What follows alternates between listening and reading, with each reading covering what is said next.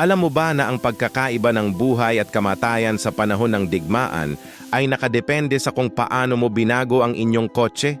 Sa Ukraine, nakita natin kung paano nakaligtas ang mga civilian gamit ang mga simpleng modifications na pwede ninyong gawin ngayon. Una, maglagay ng steel plates sa loob ng mga pinto. Hindi kailangan ng mahal na armor. Kahit mga scrap metal na binolt sa door panels ay makakahinto ng mga bala. Pangalawa, mag-install ng bullet-resistant window film. Hindi ito bababagi ng salamin pero makakakita pa rin kayo sa labas.